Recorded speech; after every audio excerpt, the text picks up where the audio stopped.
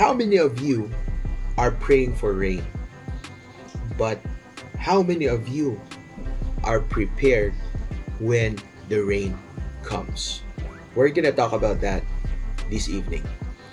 A lot of times, marami sa atin, we're like praying for rain, we're praying for provision, we're praying for an answered prayer, nananalangin tayo na sasagutin tayo ng Panginoon, and of course, may mga dreams tayo na gusto nating mangyari, and we want it to happen, and we want it na to be answered by the Lord, and of course, na mangyari yun sa buhay natin. But sometimes, the question is not if sasagutin yung mga yon. But the question is, are we ready kapag sinagot ang mga yon? And also, are we ready?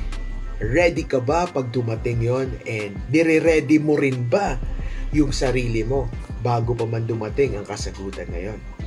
A lot of times we pray and we ask, but we don't move in faith. Preparing ourselves bago pa man mangyari yon, and taking steps by faith na maging ready tayo at nire-ready natin ang sarili natin sa mga kasagutan sa mga pinapanalangin natin is something very essential. This is something na na-learn ko as I walk through this life, and as I walk etong life na tinatawag nilang we walk by faith. Yes, we believe that God is able to answer. Yes, we believe that God is all-powerful. But sometimes we need to take steps of faith that we also believe and we also move na bago pa man dumating ang yon, we are readying ourselves. Bibigyan ko ng example. There was one time na gustong-gusto kong makapag-aral ulit kasi hindi ko natapos ang college ko, and I served the Lord, and then there came a point na sabi ko, I want to study again, and I want to finish with a bachelor's degree.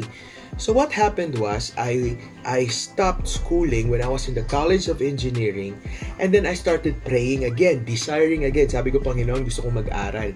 And then I said that I want to take up a course in which fit sa gusto ko at fit sa desire ko, and I said I want to take up Bachelor of Science in Advertising sa university namin sa CPU sa Iloilo, because I scanned through my skills and things that I know, at tapos nag-jive siya sa kursong yun.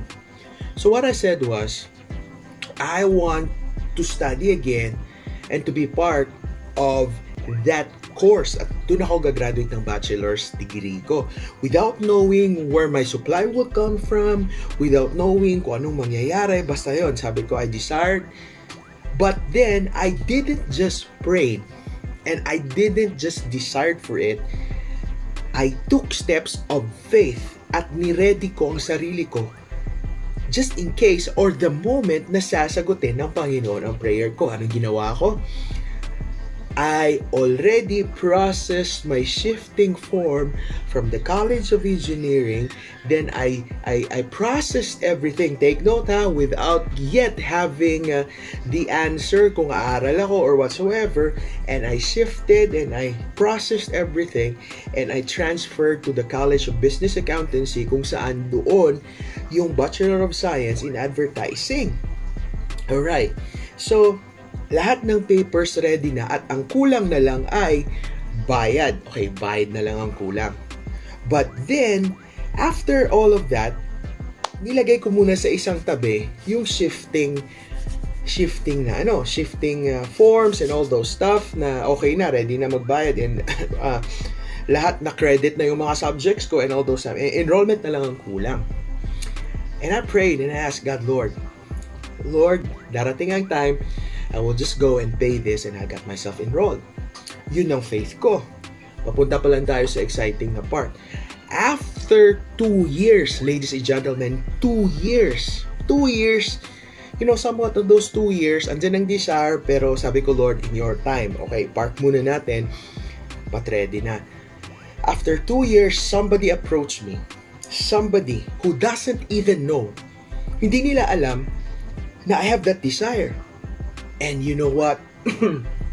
Tinanong ako ng person na to. In fact, persons, they're a couple whom I love and who loves me. And sabi nila, Ryan, gusto mo bang mag-college? And I said, syempre naman po, yes. And he said, and they said, sabi nila, because the Lord impressed in our heart na we will support you through college para magkaroon ka ng bachelor's degree. And when they said that, kinuha ko na lang yung forms na niready ko and I enrolled.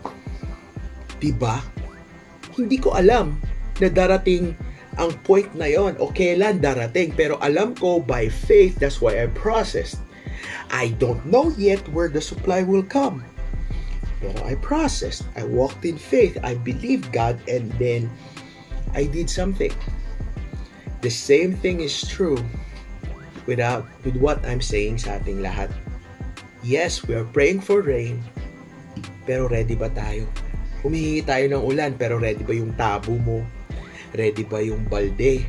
Ready ba yung lalagyanan mo ng tubig the moment dumating ang rain? Diba? Ang galing. Faith is like that. Faith is you believe that God will answer, but you ready yourself for the answer. You are praying for harvest, but you have to ready yourself for harvest.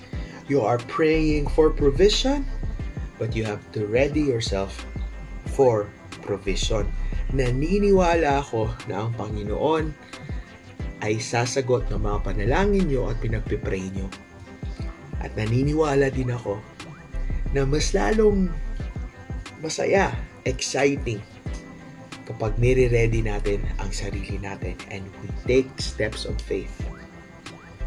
Taking those steps also shows how confident we are na what God has promised and what things na binibelieve natin sa Panginoon for will come to pass. So are you ready for rain? Prepare for rain. Have a great day. This is Kuya Rai. The best is coming.